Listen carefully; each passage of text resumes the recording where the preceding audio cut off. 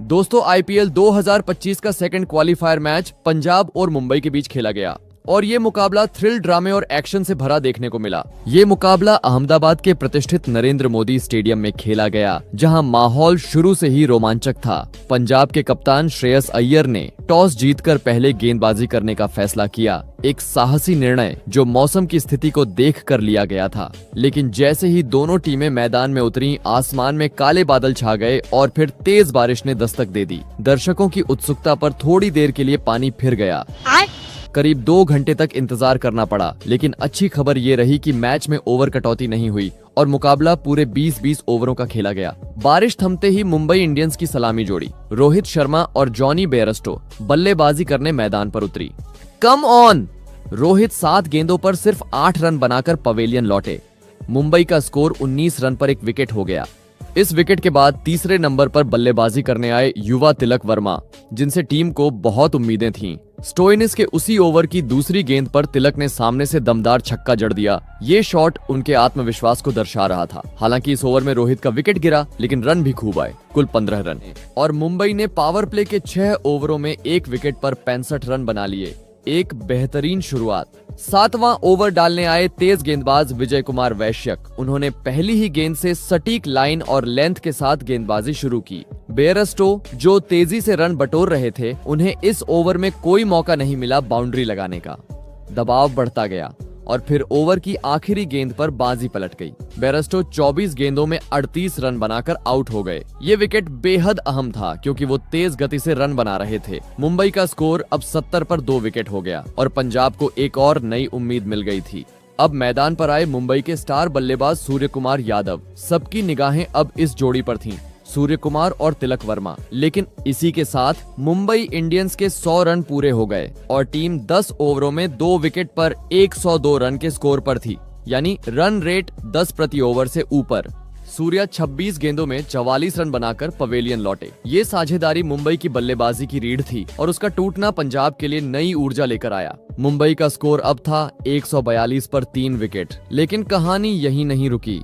15वें over की पहली ही गेंद पर अगला झटका देने आ गए काइल जेमिसन। इस बार निशाना बने तिलक वर्मा, जो पहले से ही 54 रन बनाकर खतरनाक लय में दिख रहे थे। तिलक वर्मा 29 गेंदों में 44 रन बनाकर आउट हुए, जिसमें 2 चौके और 2 शानदार छक्के शामिल थे।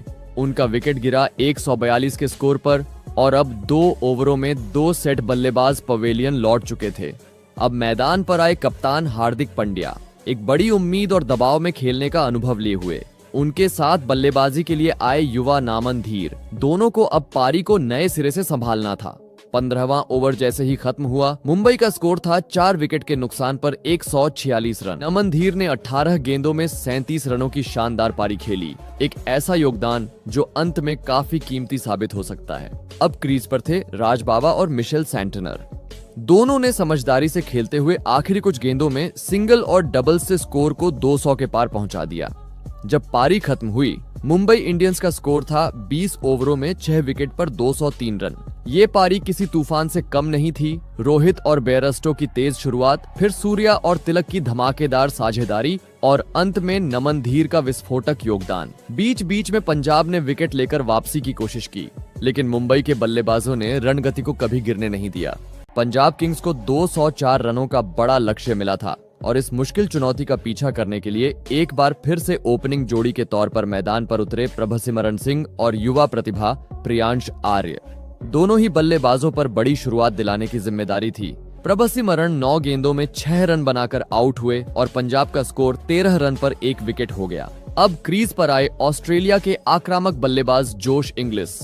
अब मुंबई के कप्तान ने गेंद सौंपी अपने सबसे भरोसेमंद गेंदबाज जसप्रीत बुमराह को, लेकिन इस बार बुमराह की पहली ही गेंद पर जोश इंग्लिस ने एक खूबसूरत स्ट्रेट ड्राइव खेलकर चौका जड़ दिया और आखिरी गेंद पर भी बुमराह को नहीं बख्शा। एक और तगड़ा छक्का जड़कर ओवर को धमाकेदार बना दिया। इस ओवर से कुल 20 रन आए और अब पंजाब ने सिर्फ 5 ओवरों में 50 रन पूरे कर लिए थे। प्रियांश आर्य ने 10 गेंदों में 20 रन बनाए, जिसमें 2 चौके और एक शानदार छक्का शामिल था।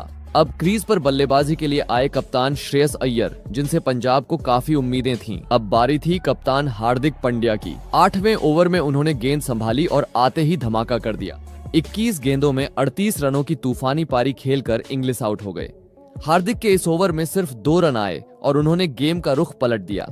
अब क्रीज पर श्रेयस अय्यर के साथ जुड़ गए नेहाल वडेरा। दोनों बल्लेबाज जानते थे कि इस मुश्किल लक्ष्य को हासिल करने के लिए उन्हें अब समझदारी के साथ रन बनाने होंगे। 10 ओवर के बाद पंजाब का स्कोर था 3 विकेट पर 98 रन, यानी अब अंतिम 10 ओवर में उन्हें चाहिए थे 106 रन। मुश्किल जरूर, लेकिन नामुमकिन नहीं। अब सारा दारोमदार श्रेयस अय्यर और नेहाल वडेरा की इस नई जोड़ी पर था। वडेरा 48 रन बनाकर आउट हुए, 4 चौके और 2 छक्कों की खूबसूरत पारी, लेकिन वो 2 रन से अर्धशतक से चूक गए। इसके बाद बल्लेबाजी करने आए शशांक सिंह रन आउट हो गए, और वो भी बेहद खराब रनिंग के चलते।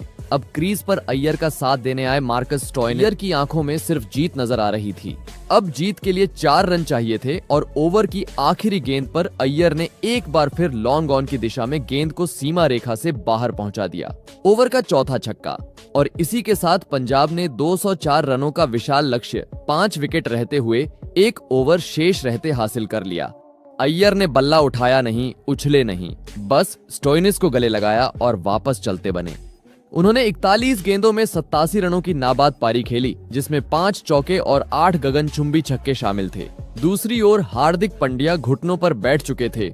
उनकी आंखों में निराशा थी, क्योंकि इस मैच का अंत बिल्कुल वैसा नहीं हुआ था जैसा उन्होंने सोचा था। तो दोस्तों, आपके हिसाब से पंजाब के इस मैच का हीरो कौन है और मुंबई की इस हार की वजह क्या है, कमेंट जरूर करें।